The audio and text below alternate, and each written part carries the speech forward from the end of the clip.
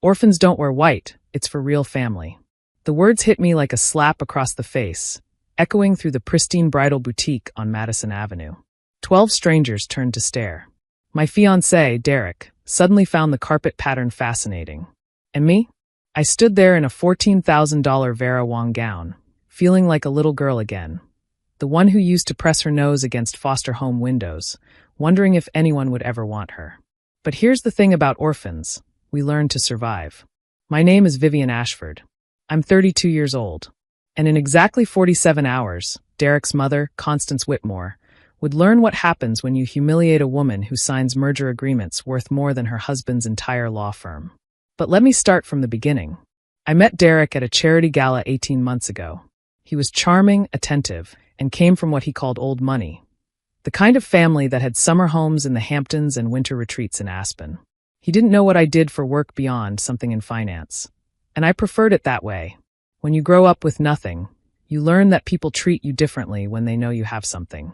His mother, Constance, had been cold from our first meeting.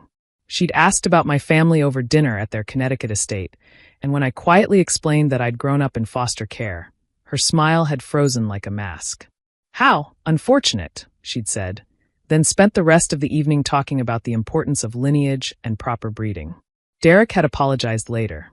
"She's traditional," he'd said. "She'll warm up." She didn't warm up. The bridal appointment had been her idea, a bonding experience for the women of the family. Derek's sister, Tabitha, was there with her pinched face and designer handbag. His Aunt Margot kept making comments about how brave it was for Derek to marry someone without connections. And Constance? Constance was in her element, orchestrating the humiliation like a symphony conductor.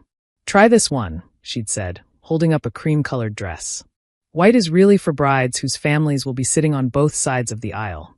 Since you have no one, perhaps something less traditional would be appropriate." I'd ignored her, choosing the white Vera Wang instead. It was stunning, hand-sewn Italian lace, a cathedral train, delicate pearl beading along the bodice. When I stepped out of the dressing room, even Tabitha's jaw dropped. That's when Constance said it. "Orphans don't wear white, it's for real family." She announced it loudly enough that the entire store heard. The sales associates froze. An elderly woman by the veil display gasped. And Derek, my fiancé, the man who was supposed to defend me, looked at the floor and said nothing. "Derek," I said quietly. He cleared his throat. "Mom, maybe we should." "What?" "Tell the truth." Constance laughed. "Sweetheart, I'm trying to help her. She doesn't understand how these things work. Our family has standards. The Whitmore name means something in this city. We can't have photographs circulating of Derek's bride looking like she belongs at a society wedding when everyone will know she came from nowhere." I looked at Derek. He was still staring at the floor. "Okay," I said. Constance blinked. "Okay, you're right. I don't belong in white." I smiled, the smile I use in boardrooms when someone underestimates me. "I'll change." I walked back into the dressing room, carefully removed the beautiful gown, and put on my clothes. My hands were steady. My breathing was calm. I'd survived worse than Constance Whitmore. I'd survived being abandoned as a newborn. I'd survived 7 foster homes before I was 12. I'd survived putting myself through college on scholarships and 3 jobs. I'd survived building a career in a male-dominated industry where people constantly told me I didn't belong. When I came out, I handed the dress to the sales associate, a young woman named Miranda who looked like she wanted to cry on my behalf. "Thank you for your time," I said. "Vivian, wait." Derek finally found his voice. "I'll see you at home." I didn't look back. That night, Derek came home full of apologies. His mother didn't mean it that way. She was just stressed about the wedding. She was worried about what people would think. He'd talk to her. Things would be different. I listened quietly. I nodded at the right moments. And when he fell asleep, I went to my home office and opened my laptop. See, there was something Derek and his family didn't know about me. Something I'd kept private because I'd wanted someone, just once, to love me for who I was, not what I had. I wasn't just in finance. I was Vivian Ashford, CEO and majority shareholder of Ashford Capital Partners, one of the most powerful private equity firms on Wall Street. We managed over $47 billion in assets. Fortune had called me the silent titan in a profile last year. Silent because I avoided publicity, preferring to let our results speak for themselves. And one of our current acquisitions? A little merger that had been in the works for 8 months. The target company was a mid-sized law firm looking to expand into international markets. The firm was called Whitmore and Associates, Derek's father's firm. The merger was worth $180 million. It would have tripled their revenue and established them as a major player in cross-border litigation. Harold Whitmore had been celebrating for weeks. He'd already hired new partners. He'd already promised Constance a villa in Tuscany. At 6:47 the next morning, I sent a single email to my head of acquisitions. Pull us from the Whitmore and Associates merger. Effective immediately. No explanation required. By 9 a.m., the financial world was buzzing. By 10 a.m., Whitmore and Associates stock had dropped 34%. By noon, Harold Whitmore had received calls from 3 nervous partners asking if they should update their resumes. I was in a meeting when my assistant knocked on the conference room door. Ms. Ashford? There's a Derek Whitmore in the lobby. He says it's urgent. The 7 executives around the table exchanged glances. They knew who Derek was to me. They also knew, because everyone in finance knew by now, what had happened to his father's firm. Send him up. Derek walked into my corner office on the 47th floor of the Ashford Tower. Yes, the building was named after me, and stopped dead. He looked at the wall of windows overlooking Manhattan. He looked at the original Basquiat hanging behind my desk. He looked at the nameplate on my door that read Vivian Ashford, Chief Executive Officer. What is this? He whispered. My office. Please sit down. You're. He couldn't finish the sentence. The orphan from nowhere? I leaned back in my chair. Yes. Also the woman who just pulled a $180 million lifeline from your father's sinking firm. Derek's face went pale. Vivian, please. My father. This will destroy him. He's already had calls from partners threatening to leave. The Hendersons are backing out of their retainer. Everything he's built. Everything he built with his prestigious family name and his advantaged upbringing. I kept my voice calm. How unfortunate. He flinched at his mother's word. I didn't know, he said. About any of this. About who you really are. I'm exactly who I always was. The woman who grew up with nothing. The woman your mother publicly humiliated in front of strangers. The woman you refused to defend. I stood up and walked to the window. I wanted someone to love me without knowing my net worth. I wanted to know if I was enough just as a person.